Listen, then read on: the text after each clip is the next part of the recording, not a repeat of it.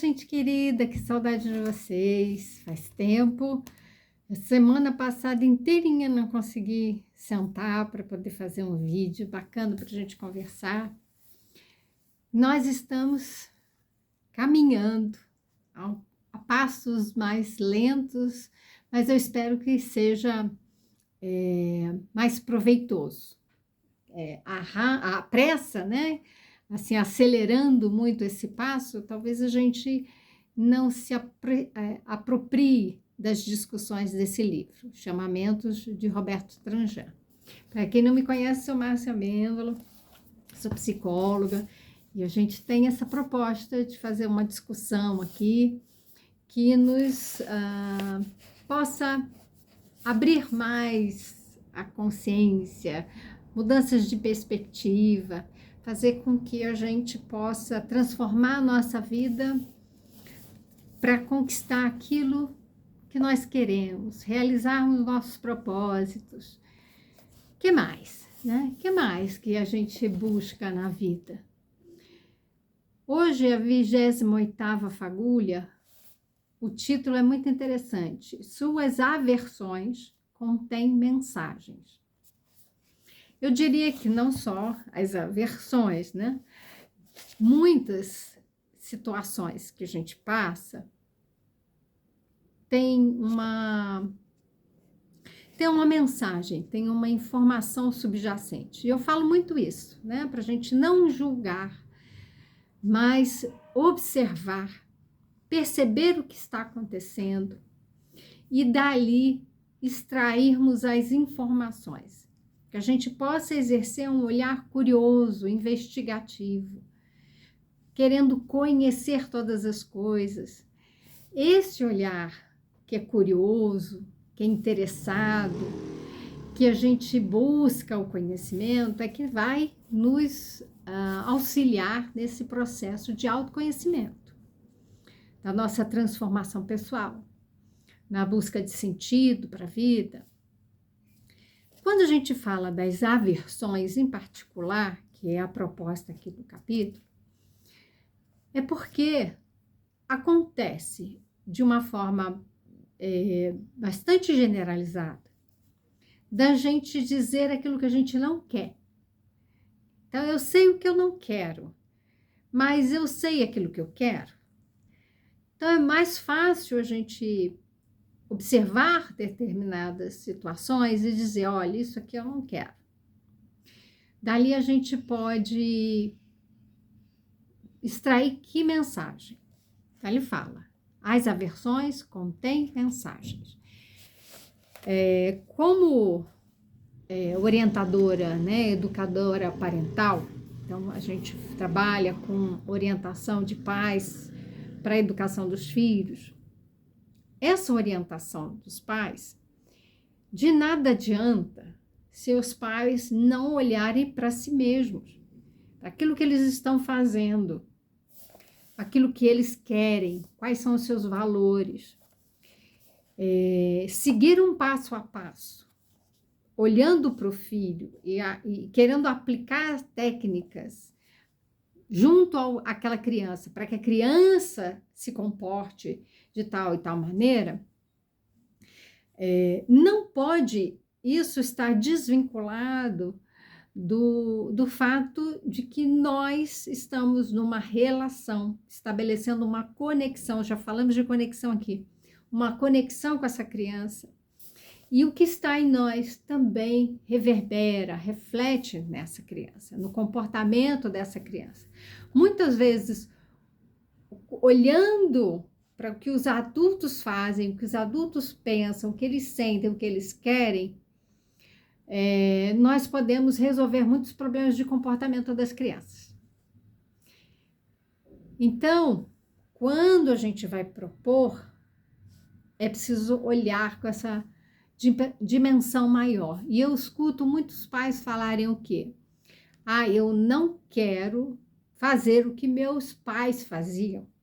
Eu quero ser um pai, eu quero ser uma mãe diferente. Isso é super válido, porque nós estamos aprendendo a educar as crianças. Isso é algo muito recente. A gente fala de educação, mas a prática mesmo, né, educativa, ela não, não pode estar atrelada à violência, a castigo, né, às punições. Essas são práticas que a gente diz que é educativa, mas na verdade elas são coercitivas. Ali a gente visa não é educar o comportamento da criança, que a criança tome consciência do que ela está fazendo, que ela conheça os valores, que ela faça as suas próprias escolhas. Essa outra prática, pautada na violência, no autoritarismo, no uso de poder, é determinar quem tem poder e submeter o outro que deve obediência. Então, a criança deve obedecer os adultos e sem questionar a autoridade deles. Nós viemos desse tipo de formação. Então, não é uma educação, é uma formação. Nós viemos desse lugar, dessas falas, né? Quando a gente olha para isso, algumas pessoas dizem, eu não quero ser como meu pai, não quero ser como a minha mãe. Não é desvalorizar. Nós vamos entender que essa fala, ela localiza determinada prática, tá? Essa prática que a gente sofreu enquanto criança e que agora na condição de adulto, que tem criança, né, tem os próprios filhos, a gente não quer mais passar. Mas não quer dizer que outras práticas, outros discursos não sejam válidos. A gente não está descaracterizando, tirando todo o valor de um relacionamento entre pais e filhos. Não estamos, nós vamos honrar os nossos pais, né? Honrar as nossas mães, reconhecendo que eles fizeram o que eles podiam, como eles entendiam, querendo o melhor ou não, né? Mas o que eles fizeram, nós podemos filtrar. Algumas situações nós podemos dizer, eu me tornei por uma pessoa com essas qualidades, competências, por conta da influência dos meus pais, ou apesar das atitudes, das influências dos pais. Mas os pais estão ali sempre presentes, se não um adulto responsável pelo cuidado da criança. Então a gente olha e pode dizer, eu não quero determinada coisa. Quando a gente fala eu não quero, nós estamos exercendo a vontade. Isso também já discutimos. Olha como é importante. Nós estamos retomando o aspecto da vontade, o exercício da vontade. O exercício da vontade, ele começa, a vontade começa a ser desenvolvida na criança ainda pequena. A criança, ela começa a perceber que ela, ao olhar o mundo, né, ao seu entorno, ela se relacionando, né, com as pessoas, ela vai tendo vontades de fazer determinadas coisas, de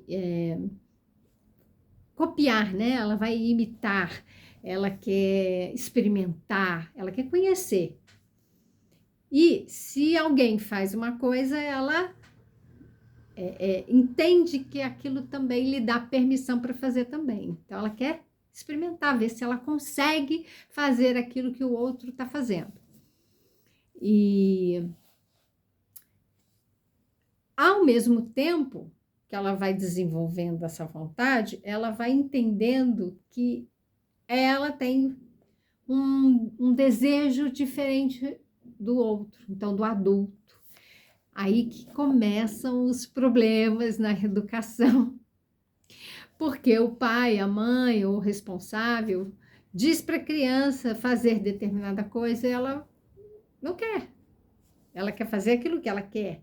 E ela está desenvolvendo essa vontade nela.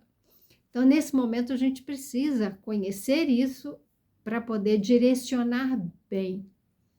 A criança não pode fazer tudo o que ela quer, assim como nós também não podemos, né? Nós temos que ter o discernimento, a clareza sobre essas coisas para poder discernir aquilo que nós podemos e aquilo que não podemos. E a criança, ela está aprendendo isso. Ela vai experimentar, ela vai precisar consultar, ela vai precisar ouvir o não e ouvir o sim também. Aquilo que nós temos de desejo, nós queremos e não conseguimos, é uma informação. Aquilo que nós queremos e conseguimos traz outra informação. Aquilo que nós não queremos também traz essa informação. Que informação é essa? Então, se a gente ficar com a questão da aversão, como ele nos traz aqui no livro, eu não quero determinada coisa, então eu não quero, como eu falei, eu não quero bater nos meus filhos. Meu pai bateu em mim, minha mãe bateu em mim, mas eu não quero bater nos meus filhos. A gente já tem uma certa clareza de que eu não quero fazer como meus pais faziam. Eu não quero bater. Essa informação a gente tem. A gente precisa agora desenvolver o que é que a gente quer. Então, qual é a mensagem que está ali, naquela aversão?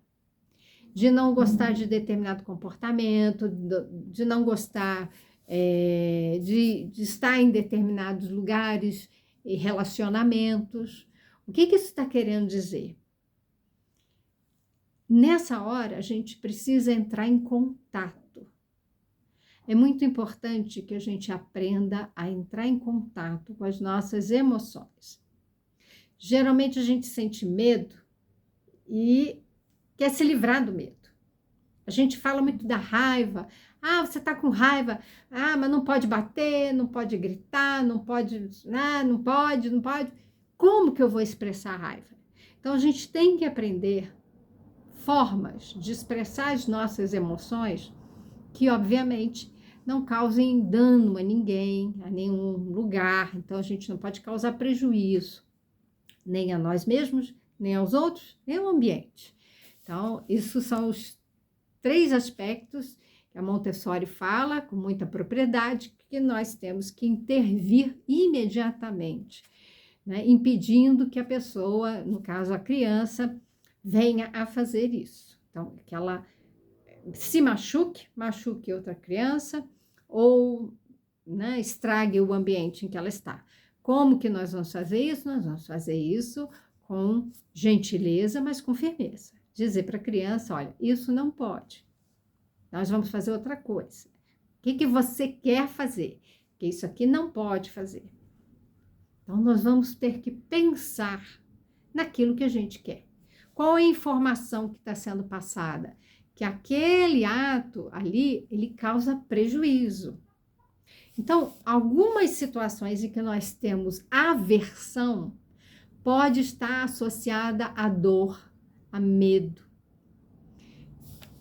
E é preciso entrar em contato com isso e não fugir disso. A gente quer se livrar do medo, não pode sentir medo. Por vezes, é muito importante que a gente possa vamos dizer assim, arranjar um lugar para o medo existir na nossa vida, ao nosso lado, para que a gente obtenha a informação que a gente precisa. O que o medo está querendo dizer? O que essa experiência que me dá aversão está querendo dizer? Nós vamos ficar só com essa pergunta. Cada um vai ter que fazer a sua pergunta, lembrar de uma situação em que tem aversão. E ao invés de, eu não gosto disso, eu tenho aversão, eu quero me livrar disso. Em vez de empurrar para fora, traz para junto, olha para aquilo, olha para aquela situação aversiva e diz, tá bom, tô olhando para você, o que você quer me falar? que você tem aqui de tão importante que você quer me comunicar que eu não estou querendo ver? Que eu estou querendo me livrar de você. Olha, conversa. Sinta, permita-se, porque nós, quando crianças, nós adultos, quando éramos crianças, nós éramos muito oprimidos no sentido de não poder sentir aquilo que nós sentíamos. Então, frases muito comuns que a gente ouvia na infância, que ainda hoje se fala, é: menino não chora, engole esse choro, não tem nada ali, isso não é nada, isso é... Quando a criança sente alguma coisa e um adulto, que é referência para ela, diz isso não é nada, está dizendo para ela que aquilo que ela sente não é importante, que ela deve desprezar. Não é nada. Eu sei que o adulto não quer ver a criança chorando, sofrendo. Ele quer acalmar a criança que caiu, se machucou. Não, isso não foi nada, já passou. Nós precisamos respeitar o momento da dor, nós precisamos respeitar o momento do medo e virar para a criança que está chorando porque caiu e se machucou. Puxa, você está chorando porque está doendo, né? O que a gente pode fazer? Vamos limpar aqui? Não, um joelhinho ralado, uma mão que ralou, não, um susto que a criança teve, ela pode não ter se machucado, mas tomou um susto. Nossa, você levou um susto. Não, a gente vai acalmar. Isso foi um susto, só um susto, tá bom? Como é que você está se sentindo? Poder ensinar. Nós estamos tão analfabetos, né, sem essa inteligência emocional para lidar com as situações. Nós não temos uma linguagem para expressar nossas emoções. E nós queremos nos livrar de tudo que temos aversão. Quando a gente deveria convidar. As crianças estão ficando ansiosas, estão ficando com medo, estão ficando assustadas, elas estão ficando aceleradas com tudo, elas estão deprimindo. Tá uma coisa preocupante, porque são crianças muito sensíveis, com pais muito desorientados. E a gente precisa pensar como acolher esses pais para que eles fiquem bem e depois possam cuidar dos seus filhos para que eles fiquem bem também.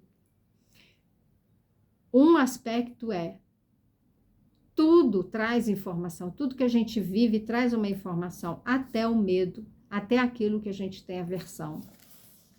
Então, vamos lá, vamos colocar no livrinho, né, no nosso caderno de notas, vamos pegar, lembra da primeira lista? A lista dos quereres, aquilo que a gente queria, que é o exercício da vontade, e a gente pode olhar para aquilo e também pensar em que está subjacente, quais são as emoções que estão por trás daquilo que a gente quer, o que está por trás daquilo que a gente não quer, vamos ter que pensar.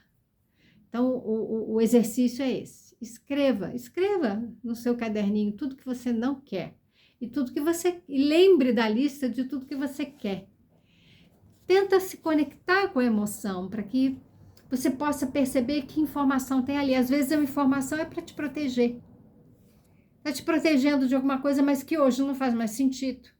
Você não é mais criança, você é um adulto. Então, por que você está agindo como se fosse uma criança? Às vezes é isso, aquilo ficou tão marcado que você precisa agora entrar em contato com aquilo para poder entender a mensagem e com aquela informação você poder lidar com aquilo, com a situação de uma forma mais positiva. Positiva no sentido de te levar para uma resposta que gere bem-estar, que gere autoconhecimento, que gere uma solução de problemas. Que tal? Então, nós vamos ficar aqui com essa reflexão, essa fagulha de hoje e até o nosso próximo encontro.